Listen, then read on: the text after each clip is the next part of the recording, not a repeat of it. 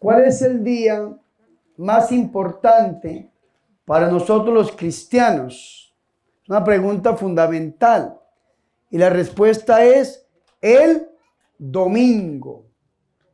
La palabra domingo, entre otras cosas, bueno, la palabra tampoco aparece, la palabra en la Biblia, pero la palabra domingo, escúcheme muy esto, no aparece en la Biblia.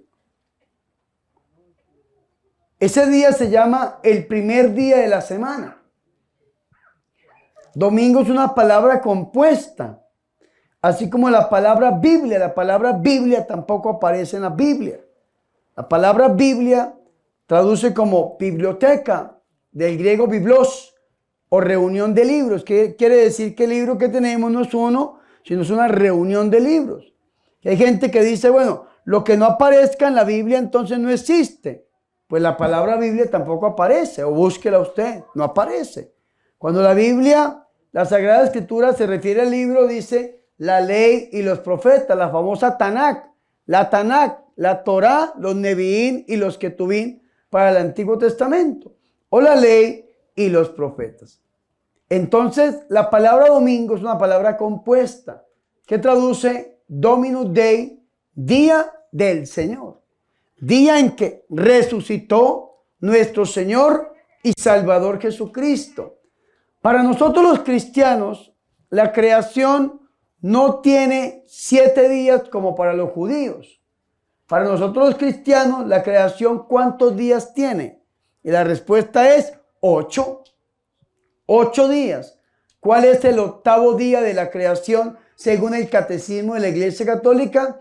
El octavo día de la creación es la resurrección de Cristo. Cuando el Señor crea todas las cosas, las hace nuevas y se las entrega al Padre. Por eso el culto en la iglesia es al Padre por el Hijo en el Espíritu Santo. ¿Me hago entender o no? Sí. ¿Por qué les estoy diciendo esto? Porque hoy es domingo, pero estamos celebrando una fiesta, la fiesta de la Sagrada Familia. Y entonces prima el domingo, aunque es una fiesta muy hermosa, la Sagrada Familia. Vamos a meditar hoy domingo un poco acerca sobre la familia. Y al final, en la hora santa, quiero hacer una oración por todas las familias que están en este lugar. La familia es importante para Dios. Muy importante para Dios. Por eso nosotros tenemos que cuidar la nuestra. Tenemos que cuidar nuestra familia. Vean los consejos que daban las lecturas de hoy. Padres, amen a sus hijos. Hijos, respeten a sus padres. A mí me encanta esta lectura del Eclesiástico. Nosotros tenemos que cuidar la familia porque la familia es importante para Dios. Es tan importante la familia para Dios que no solamente nos da consejos a lo largo y ancho de la Sagrada Escritura, sino que si nosotros buscamos, escúcheme muy bien, un modelo de familia, no lo podemos buscar fuera de Dios. Y el primer modelo de familia que nosotros encontramos, lo encontramos en el Génesis, en la Santísima Trinidad. Y vea lo que dice cuando Dios va a crear al hombre. ¿Qué es lo que dice nuestro Dios? Dice, hagamos al hombre a nuestra imagen y semejanza. Génesis capítulo 1, versículo 26. Y dijo Dios, hagamos al ser humano a nuestra imagen y nuestra semejanza. Es decir, Dios habla en plural. Dios no dijo, voy a hacer, sino que dijo, hagamos. ¿Y qué significa esto? Un diálogo al interior de la Santísima Trinidad. Un diálogo al interior del Padre, del Hijo y del Espíritu Santo. Por eso desde el Génesis ya vemos que Dios habla en plural, no en singular, no en primera persona. Y entonces tenemos que aprender que si el modelo de familia lo encontramos nosotros en la Santísima Trinidad, lo primero que tenemos que buscar para nosotros poder cuidar nuestra familia es tener un diálogo constante. Ahora la pregunta es, mírenme aquí hermanos, ¿Dialogamos como familia? Hoy en día se ha perdido mucho eso. Hasta uno mismo, a veces como sacerdote, cae en el error de dejarnos llevar con el celular. Yo sí aprendí que a mí el celular me distrae mucho. Y entonces, ¿yo qué hago? Lo apago. Apago el celular. Si ustedes ven que yo estoy confesando, yo no cargo mi celular. En mi reloj veo la hora cuando toca cumplir con alguna predicación y lo apago, porque no hace usted una cosa y no hace la otra.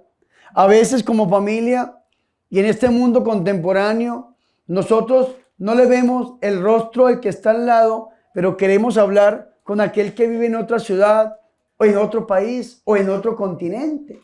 A veces hablamos más con la gente que está lejos, pero que está cerca a través de un dispositivo, que con la persona que tenemos al lado.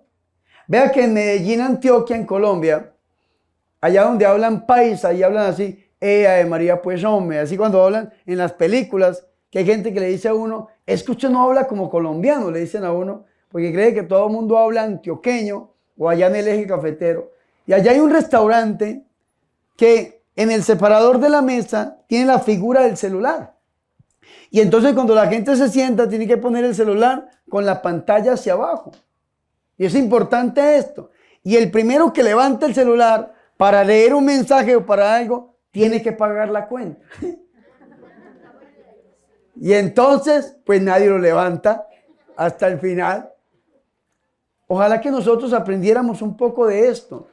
Que cuando estemos compartiendo en familia, nosotros nos dediquemos tiempo como familia. Podamos nosotros dialogar, diálogo. El diálogo es el encuentro de dos voces. Cuando los padres estén cenando con sus hijos, sería muy bueno que al interior de la familia se pusieran algunas leyes que se respetaran, como en este momento tan sagrado que es compartir en familia, no haya el celular de por medio. Vea que yo conocí una familia que me dejó a mí muy pensativo y yo hubiese también aplicado eso si hubiese tenido yo esposa, hijos, y eso no lo tuve porque fui sacerdote. Pues si yo hubiese tenido un hijo, no le hubiera permitido a mi hijo tener un celular antes de los 12 años. Y apenas me están viendo mal los muchachitos, pero este cura, ¿para qué vinimos a misa? Y esta familia no dejaba que los hijos pequeños entraran al baño, a la ducha o a hacer sus necesidades con el celular. Yo le pregunté, ¿por qué no le permite usted a su hijo que entre al baño con el celular? Dijo, padre, porque entran es o al 1 o al 2 o a bañarse. No entran ni a chatear ni a nada. Y se puede prestar para muchas cosas. Se puede prestar para que entren muchas tentaciones, muchos pecados. Y también me contaron que no dejaban que los niños durmieran con el celular cerca de la cama. Entonces tenían que entregarle el celular al papá y a la mamá a las 8 o 9 de la noche. Y lo reclamaban al otro día a las 6 o 7 de la mañana. Y a mí me gustaron esas leyes. Yo dije, vea, qué bonito esto. Y también tenía unas leyes que me gustaron. Cuando se ponían a ver una película o se ponían a ver televisión, no podían tener el celular.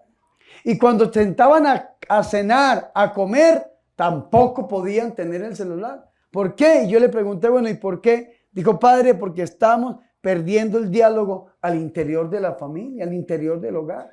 Ya mis hijos, para yo saber dónde está mi hijo, porque era una casa bastante grande, una mansión, y para saber dónde estaba el hijo, tenía que llamarlo por el celular. Hijo, ¿dónde está? No, papi, que estoy en la cancha de basquetbol o de tenis, o estoy en la piscina, o estoy en tal lugar con los caballos. Era una casa bastante grande y la casa tenía una cantidad de habitaciones. Y entonces, ¿dónde está? No, papi, que estoy en el gimnasio y hasta allá. Para poder hablar con el hijo, tenía que llamarlo por el celular viviendo en la misma casa. ¿Cuántos de nosotros hemos perdido ese diálogo al interior de la familia? Ya los esposos no quieren dialogar con sus esposas.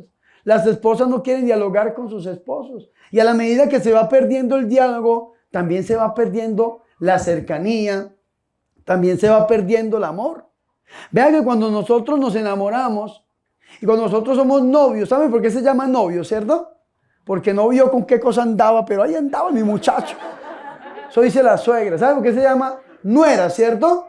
Porque dice la suegra, es que no era la mujer de mi hijo. Y entonces ahí se inventaron la palabra nuera.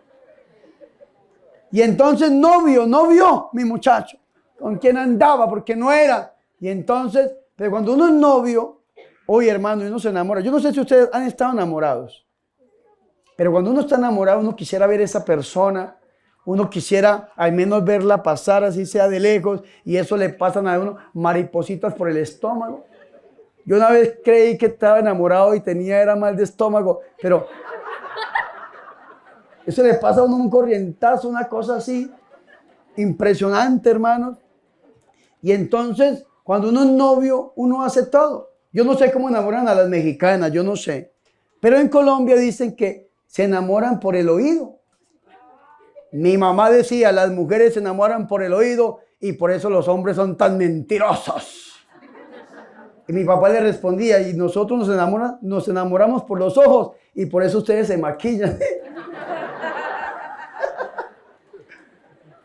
Yo no sé cómo enamorarán a las mexicanas, pero cuando uno está enamorado, uno le dedica tiempo a la persona que ama. Vea, y cambian uno hasta de costumbres y hasta de religión. Yo he conocido muchachitas muy católicas y que se enamoran de un muchacho rockero o se enamoran de un muchacho con otras costumbres y entonces dejan de ir a la iglesia por irse detrás del joven. Y vea que satánicamente hay algo que se llama una asignación satánica, que es algo que poco se habla. Resulta que usted tiene sus valores, su educación desde la casa y usted no puede cambiar y a usted el diablo se le va a presentar a tentarlo de X o Y manera y no lo puede hacer porque usted tiene sus valores y no lo permite. Pero cuando le presenta una persona o un amigo o un enamorado, le cambia las costumbres.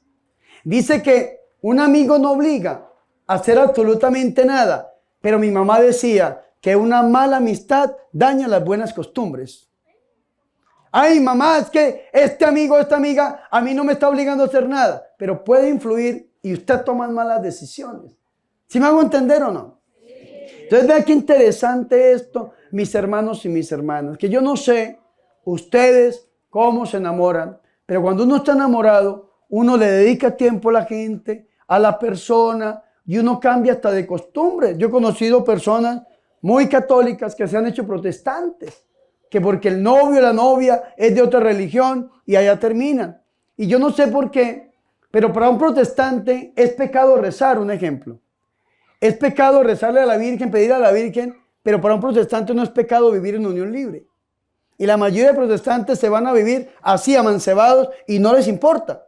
Ah, pero le prohíbe bautizar a los niños, les prohíbe ir a la misa, les prohíbe rezar el rosario, porque eso sí es pecado. ¿Sabe cómo se llama eso? Hipocresía, doble moral.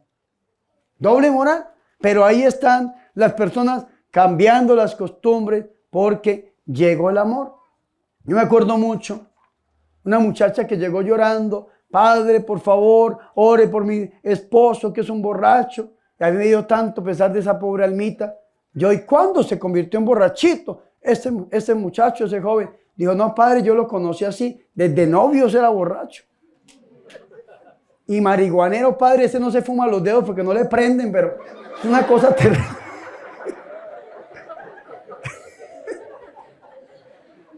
Y yo le dije, ¿y a usted su mamá no le dijo que no se metiera con ese hombre?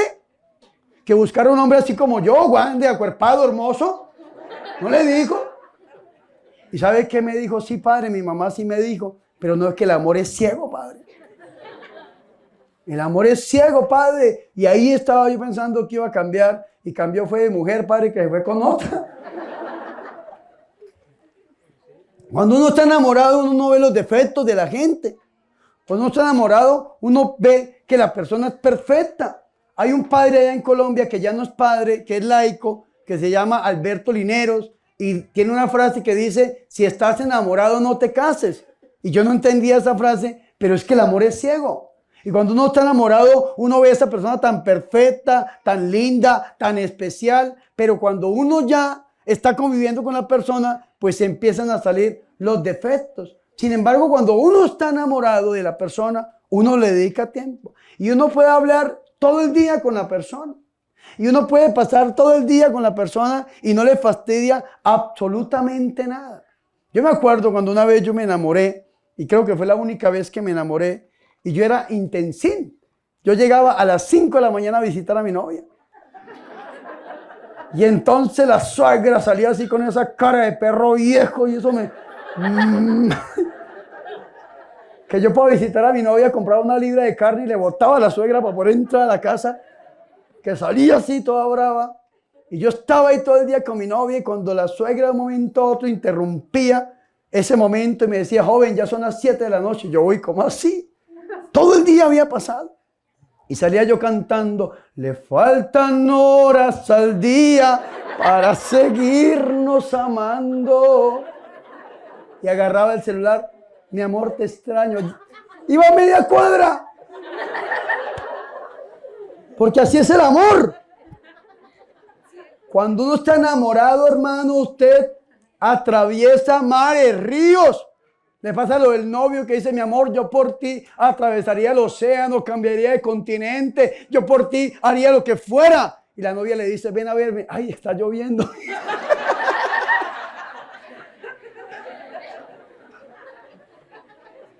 Uno cuando está enamorado cambia absolutamente todo.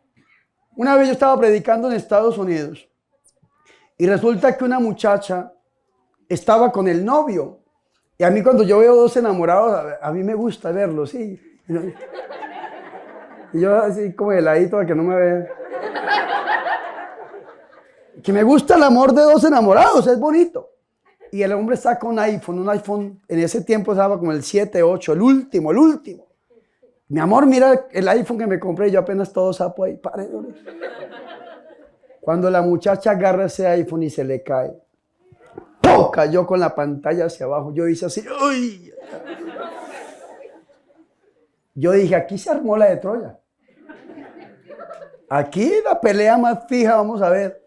Y entonces la muchacha, ¡ay, mi amor, el celular! ¿Y sabes qué dijo el bobo? No te preocupes que yo compro otro. Yo, ¡ah! Está enamorado. Está enamorado. Aquí hay amor. Vaya, hágale usted eso a su viejo, vaya. Hágalo. Vaya. Vaya, hágalo. Tome el celular ahorita que lleva 40 años de casado, ¿yo? Le pasa lo que le pasó a las mujeres que se querían independizar. Entonces la alemana dijo, yo no cocinarle más a mi marido. Y fue y le dijo al marido, no cocinar.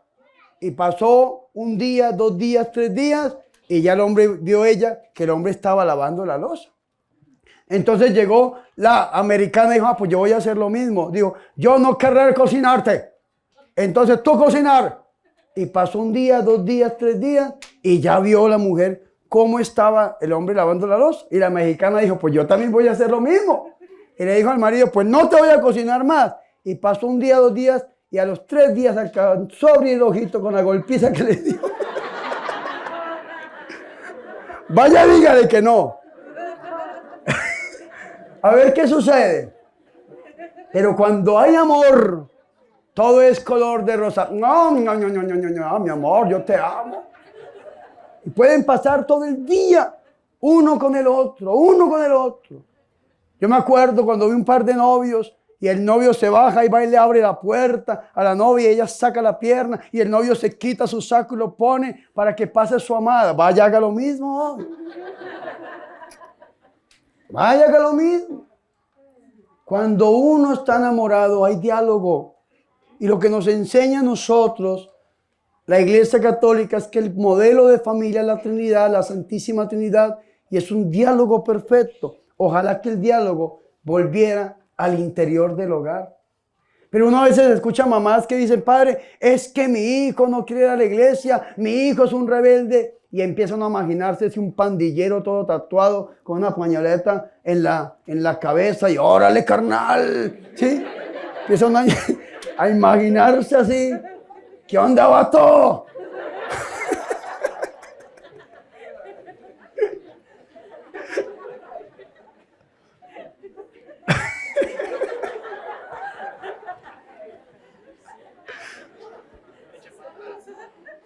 Y le pregunta a uno, ¿cuántos años tiene su hijo? 12, padre.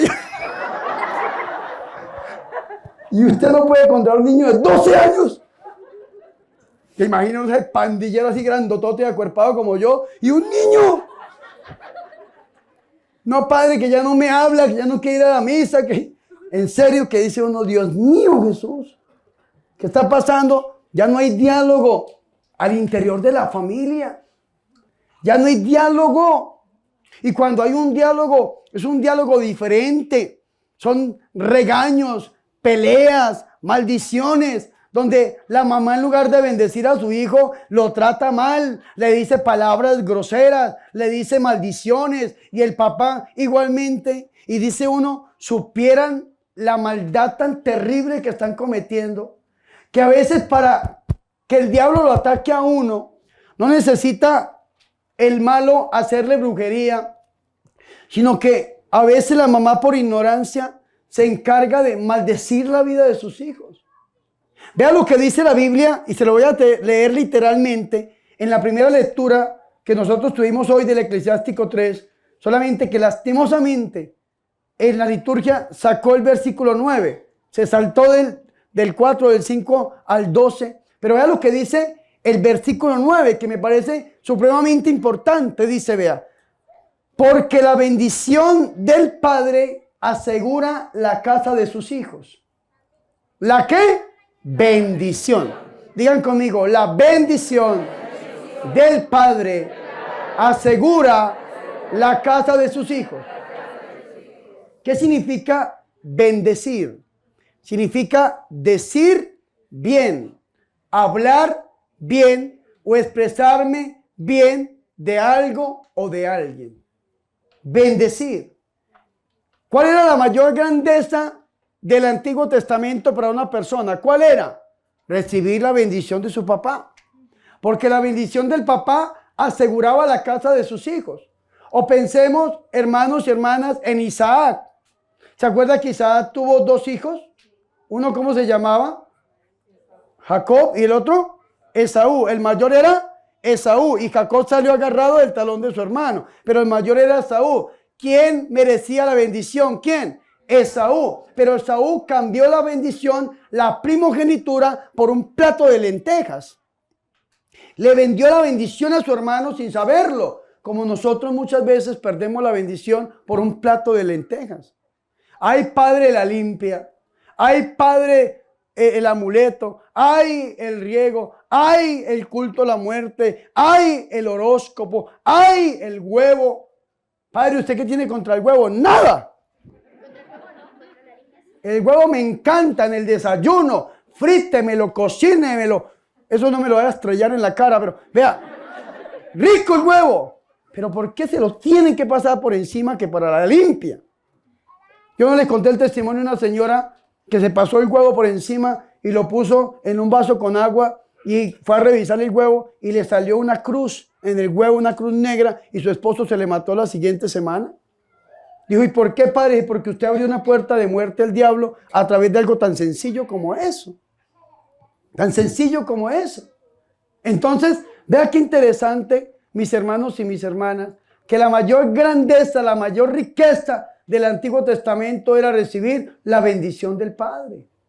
Y entonces, como Saúl había vendido a su hermano la primogenitura por un plato de lentejas, después Jacob suplanta a su hermano, vistiéndose como su hermano, se puso así, harto pelos de animal sobre él, porque el papá ya estaba cieguito, y el papá bendijo a este hombre. ¿Y qué pasó con este hombre? Pues vea, tuvo 12 hijos, le cambiaron el nombre, Israel, las 12 tribus de los 12 hijos de este hombre fueron las 12 tribus que hoy en día conocemos como el pueblo de Israel, porque aseguró la bendición, aseguró la casa de sus hijos. Ojalá que nosotros entendiéramos esto. Y en lugar de insultarlo, en lugar de regañarlo, en lugar de maldecirlo o de maldecirla, nosotros nos dediquemos a bendecir a nuestros hijos. La bendición, desearles bien. Úntese aceitico en la manito, póngale en la cabecita, en la carita, en el pechito, hágale una bendición. Enséñele a sus hijos que antes de irse a dormir tienen que llegar a pedirle la bendición a los papás. Enséñale a los niños, a las niñas, que antes de salir a la casa tienen que pedirle la bendición al papá, a la mamá. Porque la bendición asegura la casa de los hijos, trae prosperidad, trae sanación, trae liberación, trae bendición. La bendición asegura, dice la Biblia, la casa de los hijos. A mí me gustaba mucho cuando llegaba mi padrino de bautismo, ir a pedirle la bendición. El único católico de mi familia era mi tío, el padrino de bautismo. Y siempre que llegaba, eso era la fila, porque como era el único católico, entonces le pedía a mi mamá, quiero ser padrino de este, y nos bautizaban, porque nosotros no creíamos en eso del bautismo de niños, pero porque era el padrino el que lo pedía, nos bautizaban. Y cuando llegaba el padrino, hacíamos fila y bendición padrino, Dios te bendiga, mano al bolsillo, billete de $100, ¿a quién no le va a gustar? Aprendan, ¿no yo? Bendición padrino. Nos gustaba mucho recibir la bendición del padrino y la ofrendita. Yo me acostumbré desde ahí a que me den ofrenda. Así que por favor, pongan en pie. Fuera de chiste, que usted vaya antes de irse a dormir. Bendición, mamá, santito. Dele la bendición. Yo he conocido familias donde los muchachos tienen 10, 15, 18, 20, 25 años y antes de irse, bendición, mamá. Dios te bendiga. Yo tengo 39 años. Aunque mis hermanas me van a regañar porque me tienen prohibido decir mi edad, porque yo soy el menor y si yo ya estoy muy viejo es porque ellas ya están más jóvenes. Entonces resulta de que yo como sacerdote, cuando yo estoy frente a mi mamá, yo bendíceme mami. Mi mamita me dice, mi hijo, que Dios me le bendiga, a la Virgen me le guarde. Vaya y me envía mi mamita a la misión. Antes de irnos a dormir con mi mamita, rezamos el Santo Rosario y mi mamita es la que me da a mí la bendición antes de irme a dormir. Y yo me siento feliz, siento que esa bendición llega a mi vida, Dios cumple los deseos de mi corazón. Antes de que esté la palabra en la punta de mi lengua, Dios ya la conoce por entero y el Señor concede los deseos de mi corazón. Y vea que hay gente que se llena de envidia y lo ven a uno feliz y próspero y echando para adelante y bendecido. Y dicen, pero ¿qué tiene este hombre que la gente lo sigue? Vea dónde estamos. Perdónenme, los hermanos que organizaron aquí. Qué lugar tan bonito. Pero esto es un peladero, vea. ¿Cierto? Qué lugar tan bonito estamos aquí. Y hemos pasado 2 días. Pero esto es algo que no se ve. Venga otro predicador a predicar aquí. A ver qué le pasa. ¿Qué le pasa? Pues queda solo y echando sol todo el día, ¿o no? Y en cambio, ¿de dónde vienen ustedes? De México, viene de Guanajuato, viene de Sinaloa, viene de ¿dónde más? San Miguel de Allende. ¿De dónde? De Texas, de Chicago, ¿de dónde más? De León. Y vea qué bonito esto. Y estamos aquí y la hemos pasado, digo que mejor que cualquier estadio, que cualquier coliseo, que cualquier lugar, porque aquí en este lugar se ha derramado la gloria de Dios. Amén. Fuertes aplausos al Señor Jesús.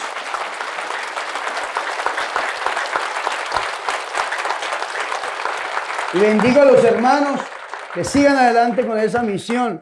Ahí tiene una capillita, no sé si ustedes conocen la historia, un Cristo que sudó sangre, ahí está la sangre, para que los quieran ir a ver. ¡Qué bonito esto! Y con la bendición de la iglesia, que es lo mejor. Y vean mis hermanos y mis hermanas, que la bendición es importante. La bendición del papá, la bendición de la mamá, asegura la casa de sus hijos. Y si en el Antiguo Testamento lo más grande era recibir la bendición del papá, porque aseguraba la casa, porque aseguraba el futuro, el que recibía la bendición era el heredero. El hermano mayor era el que recibía la bendición y heredaba las tierras, y el menor heredaba los caballos y otros bienes. Por eso el hijo pródigo era el menor. Y cuando el hijo pródigo se fue de la casa, vendió cuanto tenía y se fue, pero la tierra siguió siendo la misma, porque la tierra era del hermano mayor, no del menor. Y por eso cuando vuelve el hijo, entonces le mata el papá un cordero, porque los animales le pertenecían al menor. Y resulta que el hermano mayor le dice, toda la vida he estado contigo y no has matado ni un cabrito para darme y celebrar con mis amigos. ¿Y qué le dice el papá? Hijo, todo lo mío es tuyo. ¿Y por qué todo lo mío es tuyo? Porque ya te bendije. Te di la bendición, tienes que aprovecharla. No la puedes malgastar, no la puedes perder, porque esto es tuyo. Entonces, ¿qué tenemos que hacer nosotros? Recibir la bendición de nuestros padres. Y vea qué bonito esto, mis hermanos, Porque dice la Biblia también que la maldición de una mamá, vea lo que dice, y la maldición de la madre arranca hasta los cimientos. Ay, a mí ese texto me preocupa tanto, Dios mío. La maldición de la mamá arranca hasta los cimientos. Yo sé que aquí ustedes han visto construir una casa. ¿Qué es lo primero que se construye de una casa o de un edificio? ¿Qué es lo primero? Los cimientos. Y entre más alta sea la casa, más fuertes tienen que ser los cimientos. ¿Sí o no? Sí. Y vea lo que dice la Biblia. La maldición de una mamá arranca hasta los cimientos. El Señor Jesucristo terminó el sermón de la montaña de Mateo capítulo 7 diciendo que el que escucha la palabra y la pone en práctica es como el sabio que construye su casa sobre la roca. Vienen los mares, los vientos, los ríos, arremeten contra la casa y la casa no se cae. Pero el que escucha la palabra y no la pone en práctica es como el necio que construye sobre la arena. Que vienen los vientos, los mares, los ríos, arremeten contra la casa y la casa se cae. ¿Quiénes son los que están sobre la roca? Los que están sobre la bendición. Que aunque vengan los problemas, las dificultades, si usted bendice a su hijo desde niño, desde pequeño, le enseña la piedad, le enseña acerca de Dios, pueda que en algún momento venga un problema. Tal vez entre un vicio, una mala amistad, tal vez entre un problema, tal vez se aleje del Señor, pero nunca se va a caer y va a llegar el día en que termine a los pies de Cristo, porque usted desde niño le enseñó a conocer del Señor, de Dios. Esto me pasó a mí. Yo tuve una niñez feliz. Mi mamá me enseñó de Dios. Mi abuelita, que la amo tanto y Dios la tenga en su gloria, me enseñó del Señor. Yo aprendí prácticamente a leer en la Biblia. Desde niño me llevaban a los cultos y cuando ya me daba sueño en los forros del sonido, lo botaba ahí el pastor y ahí nos acostábamos con otros niños a descansar. Íbamos a vigilias, congresos, retiros, conciertos, encuentros, campamentos, todo lo que pudiéramos ir íbamos. Pero llegó un momento en que yo renegué de mi fe. A los 15 años ya no quise volver a la iglesia. A los 17 años era un bandido que me buscaban para matarme porque era un drogadicto, era un borracho, era un sinvergüenza. Y me tocó escaparme de mi pueblo por miedo a la muerte y en la capital me volví una miseria. Me tocó hasta pedir plata en la calle, dinero en la calle para poder consumir droga, para poder comer. Nadie me quería, pero llegó un momento en que Dios tocó mi corazón a través de una circunstancia que ustedes la pueden encontrar en el testimonio ahí en mi canal de YouTube. Y alguien me predicó la palabra. Pero si mi mamá no me hubiera a mí enseñado de Dios cuando yo era niño, a mí el Señor no me hubiese podido sacar de ese lugar. ¿Por qué? Porque a mí me sacó el Señor fue por el amor que Dios me tiene y por el conocimiento de Dios que me había enseñado mi madre.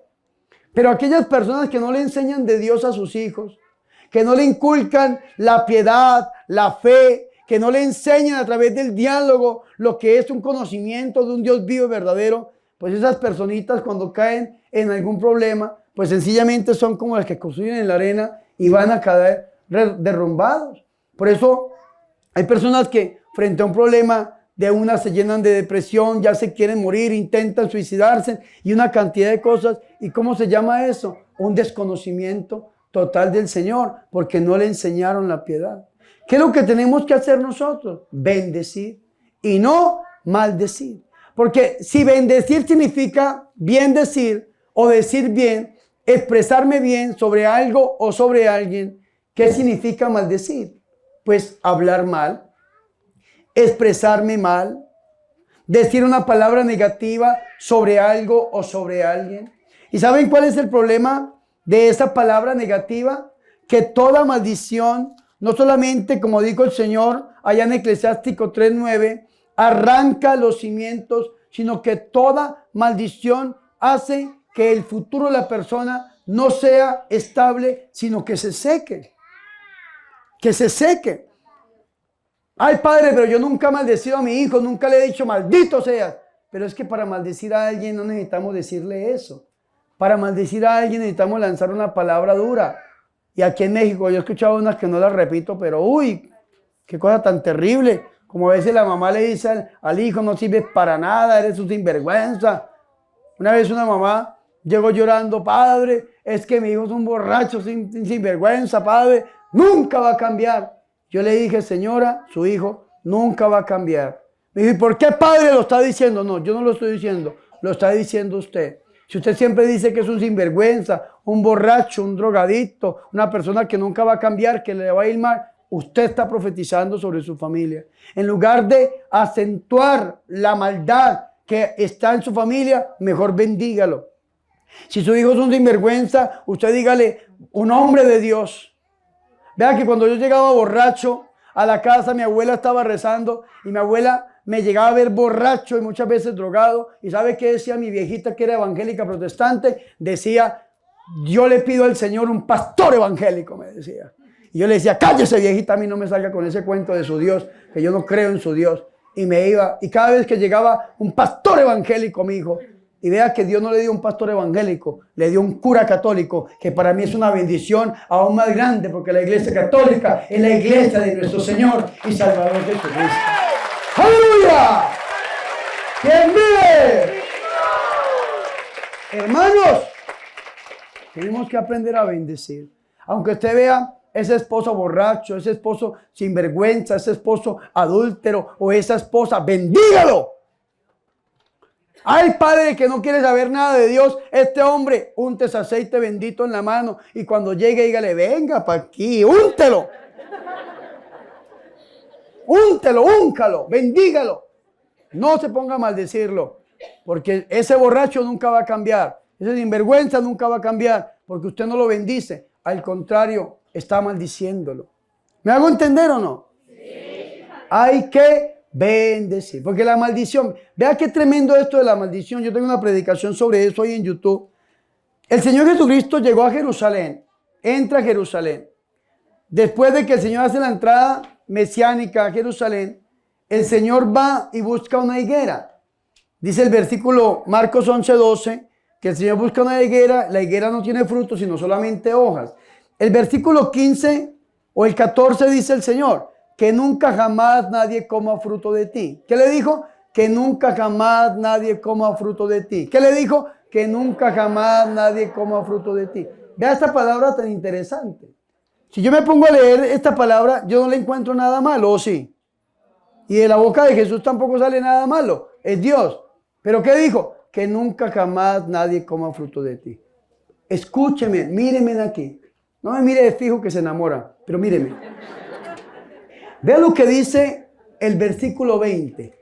Al pasar muy de mañana, es decir, al otro día, vieron la higuera que estaba seca hasta la raíz y Pedro, recordándolo, le dice, Rabí o maestro, mira, la higuera que tú maldijiste está seca hasta la raíz. La higuera que tú, ¿qué? Maldijiste. La higuera que tú, ¿qué? Maldijiste. Por última vez, que tú, ¿qué? Maldijiste. Y Jesús le dijo, maldita higuera. ¿Sí? ¿Qué le dijo? Que nunca jamás nadie coma fruto de ti. Tú no necesitas decirle a tu hijo maldito.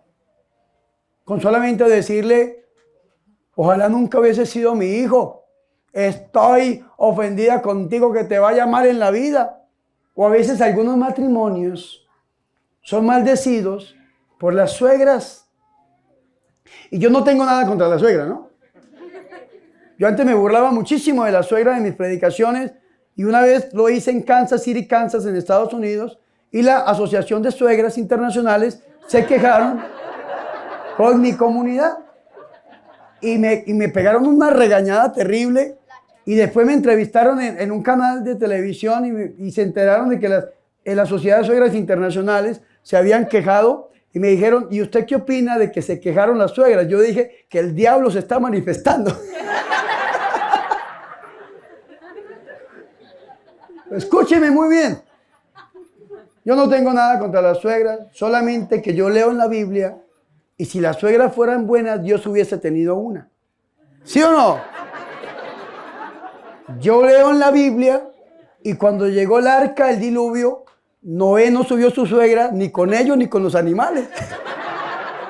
Lea la Biblia. Ahí hay algo, ahí hay algo. Me acuerdo del mexicano, ¿no? Un mexicano que vio a otro y le dice, órale, compadre. ¿Qué pasó, compadre? Usted es igualito a mi suegra, compadre. Dijo, sí, compadre, no me diga. Dijo, sí, compadre, si no fuera por el bigote, parecerían gemelos, compadre. Compadre, pero yo no tengo bigote. No, usted no, pero mi suegra sí, compadre.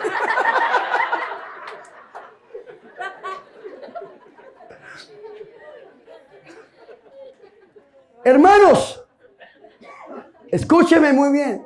A veces la suegrita, tan linda, tan inmaculada, tan hermosa, cuando conoce a la nuera, a la que no era, le dice al hijo, nunca vas a ser feliz con esa mujer. Ay, Dios mío. Que nunca jamás nadie coma fruto de ti. La higuera que maldijiste se secó. Nunca vas a ser feliz con esa, le dice la suegra. ¿Y saben qué pasa? Está maldiciendo el hogar de su hijo o de su hija. Y todo lo que se maldice, se seca. Hay maldiciones que se dan inmediatamente. Si usted lee este versículo, este pasaje bíblico, lo lee desde Mateo, en el capítulo 21, versículo 20 en adelante. Vamos a buscar Mateo 21, 20 en adelante. Es impresionante cómo en Mateo la higuera se seca inmediatamente. Vea, escúcheme. ¿Me escuchan, sí o no? Sí. Yo necesito que ustedes me pongan atención porque uno a veces dice palabras y la gente dice otras cosas. Yo una vez dije en una predicación, Santo Tomás de Aquino, y salieron diciendo que el padre que aquí no toma más y que es un borracho.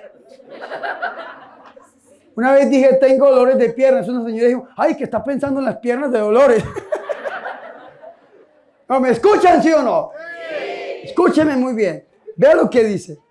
Al amanecer, cuando volvía a la ciudad, sintió hambre. Y viendo una higuera junto al camino, se acercó a ella, pero no encontró en ella más que hojas. Entonces le dice que nunca jamás brote fruto de ti. Y al instante se secó la higuera. ¿Al qué? Al instante. Hay maldiciones que se ven inmediatamente. Al instante. Pero hay otras que son al otro día. Es decir, después. Con el tiempo, esa maldición se va materializando. Y ustedes escuchan las oraciones que hacemos nosotros. A veces decimos toda maldición de mamá y ¡bah! Por allá grita y ¡bah! Por allá grita. ¿Y por qué gritan frente a una maldición de mamá?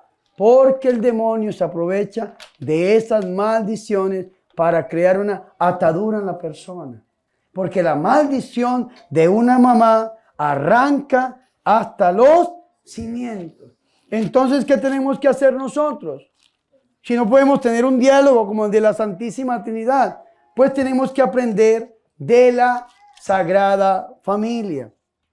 Y nos dice hoy el Evangelio que nuestro Señor Jesucristo subió con la Virgen María y con San José, la Sagrada Familia, subió a Jerusalén.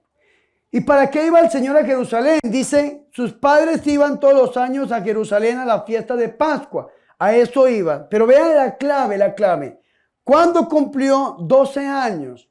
Un niño judío a los 12 años ya se declara, digámoslo así, mayor de edad y puede llegar a leer la Biblia en público, la palabra, la ley en público. Antes de los 12 años no, se le tienen que enseñar al interior de la familia, se le enseña la piedad, que es lo que yo les estoy hablando a ustedes hoy. Después de los 12 años ya puede leer. Resulta que cuando ya terminaron todas estas fiestas y esto, ellos se devolvieron, vivían en Nazaret, de Jerusalén, van a Nazaret. Y es costumbre judía que las mujeres no viajen unidas a los hombres. Entonces, como son caravanas, tal vez podemos decirlo de caballos o burros, o son caravanas por el desierto, a veces a pie.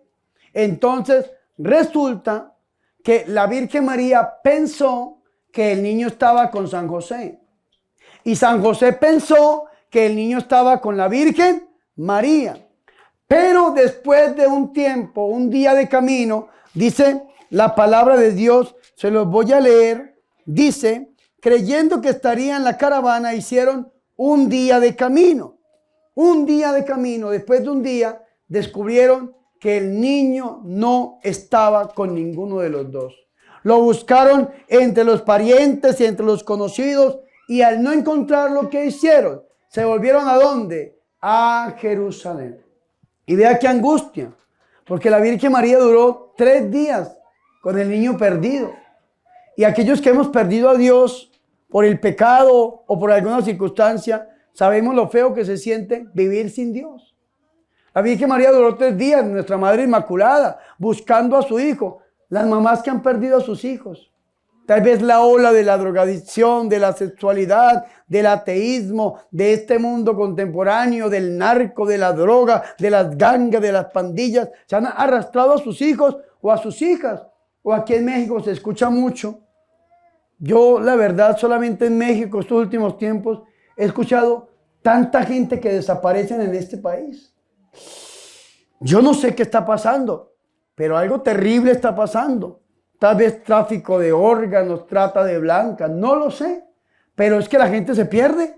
Y uno escucha, padre, mi hijo se perdió, mi hija se perdió, no volvió a aparecer. Padre, qué cosa tan terrible. Y las mamás sufriendo por ese hijo. En Colombia nosotros tuvimos una violencia muy grande.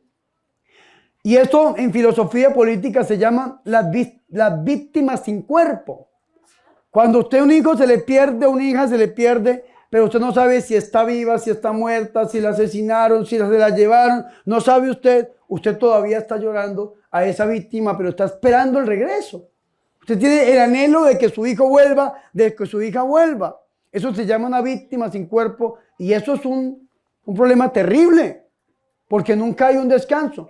Perdóneme, yo sé que es difícil, es duro, pero al menos a su hijo se lo mataron y usted lo pudo enterrar, al menos tiene el cuerpo para enterrarlo. Usted sabe que está muerto y que está enterrado y le ofrece misas y rosarios por su hijo. Pero cuando lo desaparecen y pasan 10 años, 20 años, 30 años y usted anhelando de que su hijo esté vivo, y hay veces que aparecen, después de tantos años aparecen por ahí y estaban envueltos en tantas cosas y aparecen por ahí. Y una mamá que ha pasado por eso sabe lo que es el dolor de la pérdida. Y vea qué interesante esto, porque nosotros este acontecimiento lo rezamos en los misterios gozosos del Santo Rosario. ¿Hay gozo, padre, de que se pierda un hijo? No, de ninguna manera. El gozo está en encontrarlo. Por eso se llama la pérdida y hallazgo del niño en el templo. Pero la Virgen María con esa angustia. El Padre Dios le había delegado a su único hijo al Santo de Dios para que la Virgen lo cuidara y se le perdió. ¿Con qué iba a responder la Virgen María allá en el cielo?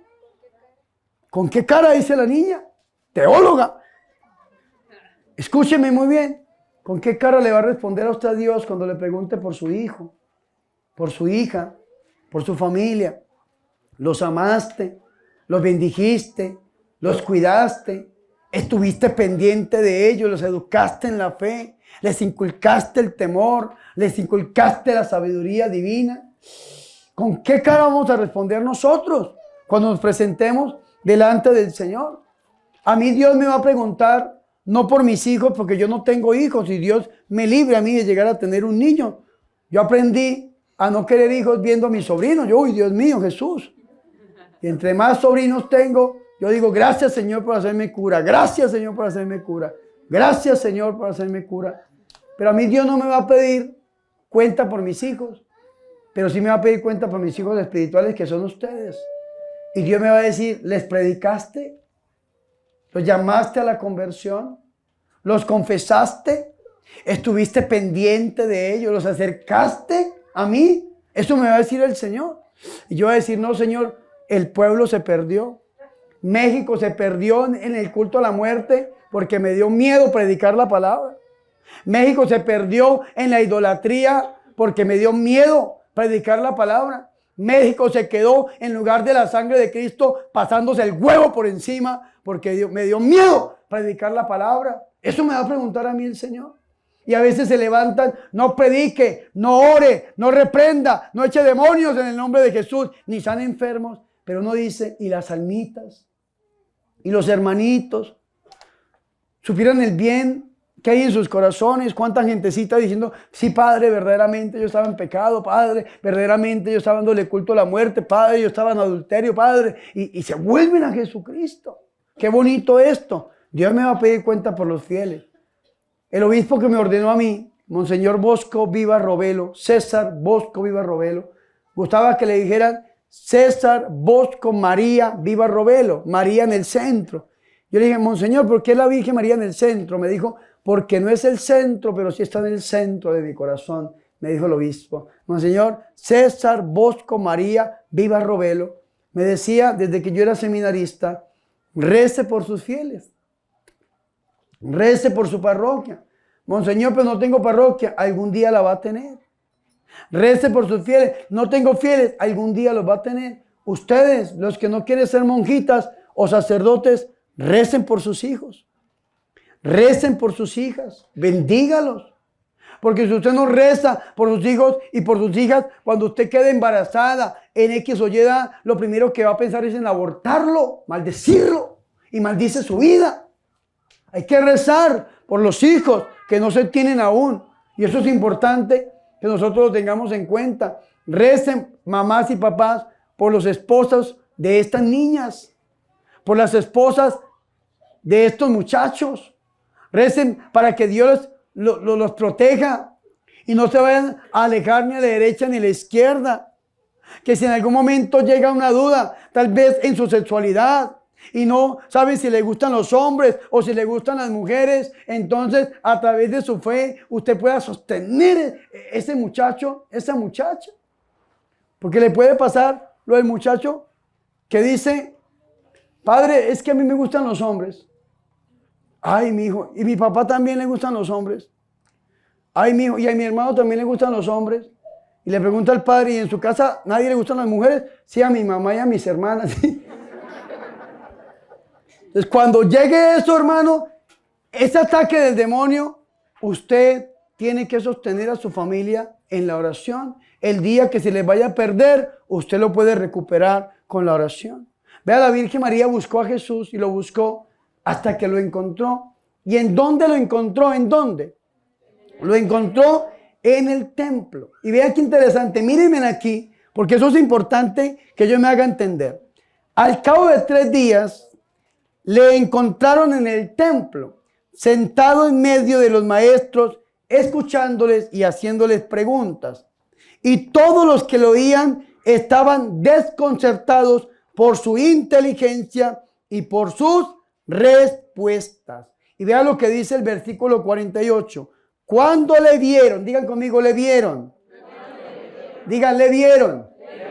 Ahora diga, quedaron. Digan, sorprendidos. ¿En qué está hablando? En plural.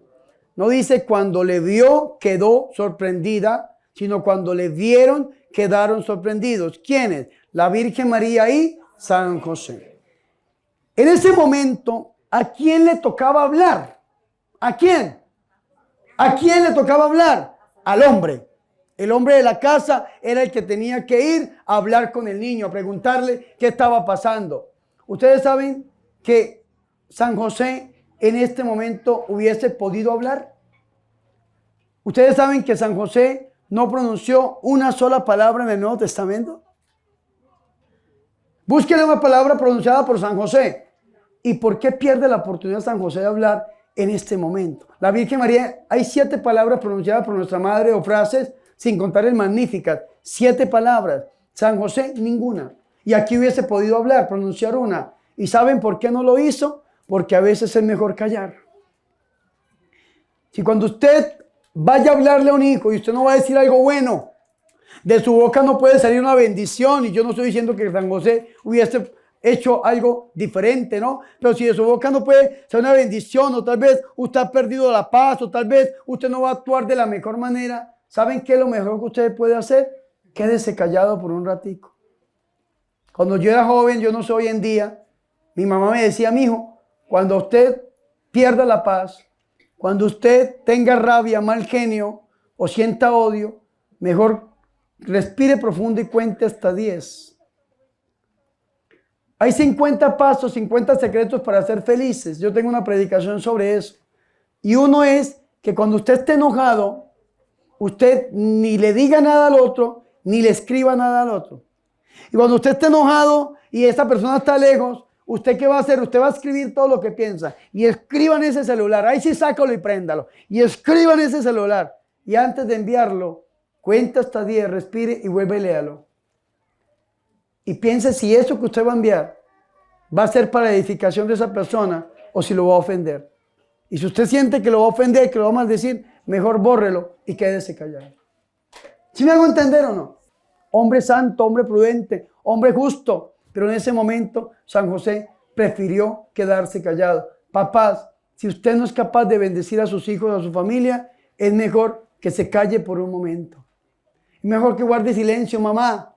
Si usted no es capaz de bendecir a su hijo o a su hija, es mejor que guarde silencio. Hijos, escuchemos el consejo a los colosenses. No exasperen a sus padres. Es decir, no le saquen el mal genio a sus padres. Mejor respétalos, bendígalos, porque eso hace que se perdonen muchos pecados suyos, dice la Biblia. Muchos pecados. Ay, padre, ¿cómo va a decir eso? Se lo voy a leer por la misma ofrenda, no se preocupe. Vea lo que dice. Vea lo que dice la Sagrada Escritura que leímos nosotros hoy. Y es que me encanta. Vea, bajo ese prisma de ideas, escuchemos la primera lectura que está tomada del libro del Eclesiástico. Dice: el Señor honra más al padre que a los hijos. Afirma el derecho de la madre sobre ellos. Quien honra a su padre expía sus pecados. Y quien respeta a su madre es como quien acumula tesoros, bendiciones. Quien honra a su padre se alegrará de sus hijos. Y cuando rece será escuchado. Quien respeta a su padre tendrá larga vida. Y quien honra a su madre obedece al Señor. Hijo, cuida de tu padre en su vejez y durante su vida no le causes tristeza, aunque pierda el juicio. Sé indulgente con él y no lo desprecies, aun estando tú en pleno vigor.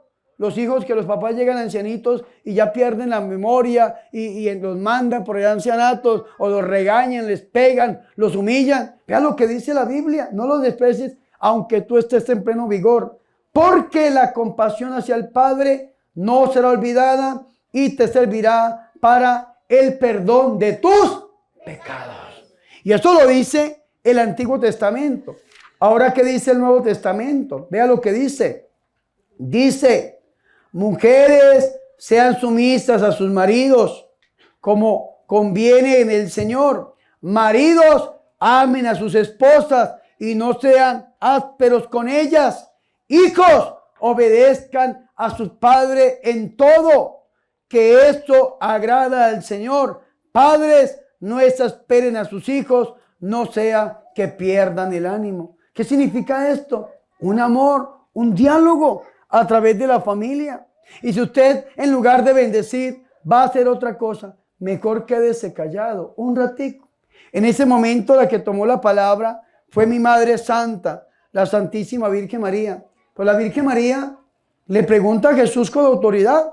La Virgen María le dice a su hijo: hijo, ¿por qué nos, en plural, has hecho esto? Mira, tu padre y yo, angustiados, llenos de angustia, te andábamos buscando. Y entonces el Señor Jesucristo le responde que por qué lo buscaban si él debería estar en las cosas de su Padre. Y aunque la Virgen María no entendía, porque no entendía, vea el dolor de haberlo perdido, dice la palabra del Señor que Jesús bajó con ellos a Nazaret y vivía sujeto a ellos, a San José y a la Virgen María, Sagrada Familia, como modelo de familia. Su madre conservaba cuidadosamente estas cosas en su corazón. Y dice el versículo 50, pero ellos no comprendieron la respuesta que les dio. Y el 51, conservaba todas esas cosas en su corazón. Ese griego es el griego symbalium. Mantener unidos los acontecimientos en el corazón para poderlos entender, guardarlos para poder dar una respuesta. Y eso es lo que nosotros tenemos que hacer. Como familias tenemos que voltear, poner nuestra mirada en la Santísima Trinidad, modelo de familia. Pero tal vez algunos dicen, bueno, Dios es Dios. Pero vea que la familia es tan importante, que Dios mismo quiso tener una. La Santísima Virgen María, San José y nuestro Señor Jesucristo, como modelos de familia. Y hoy nos la propone a nosotros la Iglesia Católica. Y si usted ve la Sagrada Familia, aunque con problemas y dificultades, siempre estaban unidos, siempre estaban dialogando, siempre estaban orando, siempre estaban juntos. Pidámosle al Señor hoy que nosotros aprendamos la importancia de la familia y no la botemos por la ventana. No dividamos a nuestras familias, sino al contrario, siempre permanezcamos unidos. Porque como dice la Iglesia Católica, familia que reza unida, permanece unida. Y familia que reza el rosario, nunca le falta lo necesario. Gloria al Padre, al Hijo y al Espíritu Santo.